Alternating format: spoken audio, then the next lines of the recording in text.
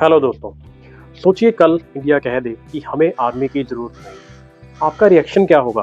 Oh my God. डर, disbelief और confusion. लेकिन एक छोटा सा Latin American country Costa Rica ने ये काम 75 साल पहले ही कर दिखाया था। What? ना ही सिर्फ इसने ये काम किया, बल्कि दुनिया के पीसफुल एंड हैप्पी देशों में ये टॉप करता है। शाबाश बेटा। लेकिन ये कहानी सिर्फ आइडियलिज्म की नहीं, एक विजन, स्ट्रगल और नए चैलेंजेस की भी है। 1948 में कोस्टा रिका में होता है एक ब्लडी सिविल वॉर। अब पावर स्ट्रगल के चक्कर में 44 दिनों में लगभग 2000 लोग मारे जाते हैं और कोस्टा रिका जैसे एक छोटे कंट्री के लिए ये संख्या बहुत बड़ी है। अब वॉर जीतने के बाद जॉर्ज फिगर्स ने एक बड़ा फैसला लिया जो कि हिस्ट्री बन गया और कोस्टा रिका की कॉन्स्टिट्यूशन में लिखा गया the army will be abolished permanently. यानी कि जहां से बुलेट चला करती थी, अब वहां स्कूल के बच्चे हिस्ट्री सीखते हैं। अब बड़ा सवाल ये आता है कि आर्मी के बिना देश को संभालता कौन है? कोस्टा रिका के पास एक ट्रेन्ड फोर्स है जिसका नाम है public force of Costa Rica. ये एक मिक्सचर है पुलिस और पैरामिलिट्री का, जो internal law and order, coastal surveillance, disaster management और बॉर्डर्स पर अपनी ड्यूटी निभाते हैं। ऐसे ही टेररिज्म और होस्टेज रेस्क्यू मिशंस को मैनेज करने के लिए एक यूनिट बनाई गई जो कि काफी इलीट मानी जाती है। और ये एक ऐसी यूनिट है जो कि यूनाइटेड नेशंस के पीस कीपिंग मिशंस में भी हिस्सा लेती है। अब क्वेश्चन ये भी खड़ा होता है कि अगर आर्मी नहीं है तो वॉर या इन्वेजन के टाइम में क्या होगा? तो एक एग्जांपल की बेस पे बात करते हैं। 2010 में निकारागुआ कंट्री, जो कि कोस्टा रिका के बिल्कुल नेबर में पड़ता है, उसने गलत मैप्स के बेस पे इस्ला क्लैरो, जो कि कोस्टा रिका की टेरिटरी है, उस पर कब्जा कर लिया था।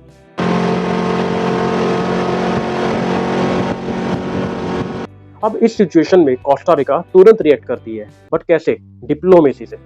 केस गया इंटरनेशनल कोर्ट ऑफ जस्टिस में, जहां पर कोस्टा रिका ने लीगली प्रूफ से ये केस जीता।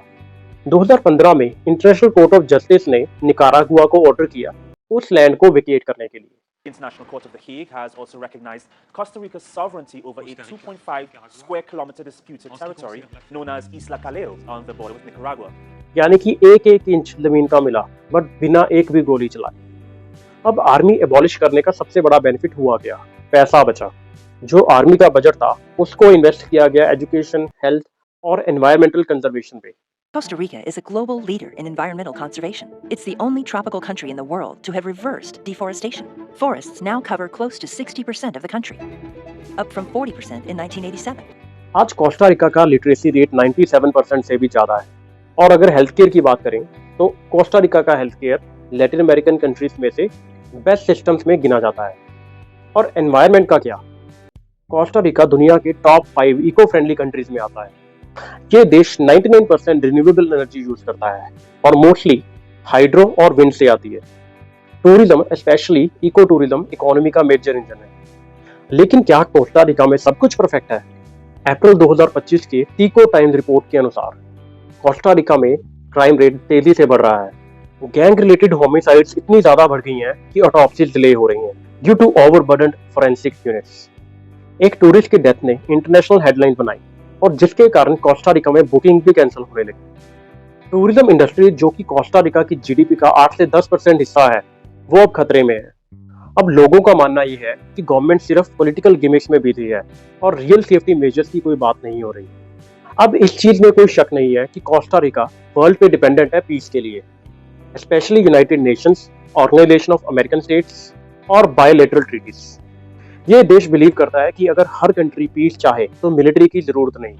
लेकिन ये असम्पशन भी तब काम करता है अगर नेबरिंग कंट्रीज भी पीस में हो। अगर निकारागुआ और पनामा भी अनस्टेबल होते हैं तो कोस्टा रिका भी वनरेबल हो जाता है। ये एक मॉरल लीडरशिप मॉडल है जो कि रिस्की भी है और इंस्पायरिंग भी। दोस्तों, कोस्टा रिका के मॉडल से एक बात तो क्लियर है कि ट्रू पीस सिर्फ मिलिट्री से ही नहीं आता, वो आता है एजुकेशन, इंक्लूसिव ग्रोथ, डिप्लोमेसी और रीजनल कोऑपरेशन से। लेकिन हम इसको डिनाई नहीं कर सकते कि हर कंट्रीज की रियलिटीज अलग होती हैं।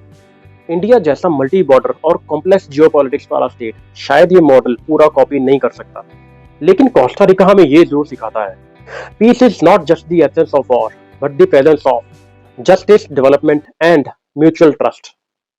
तो आप क्या सोचते हैं, क्या हम कोस्टा रिका के कुछ एलिमेंट्स अपना सकते हैं? इस चीज पे अपने व्यू पॉइंट्स जरूर दें और अगर वीडियो अच्छी लगी तो लाइक करें, शेयर करें, कमेंट करें और चैनल को सब्सक्राइब जरूर कर लें।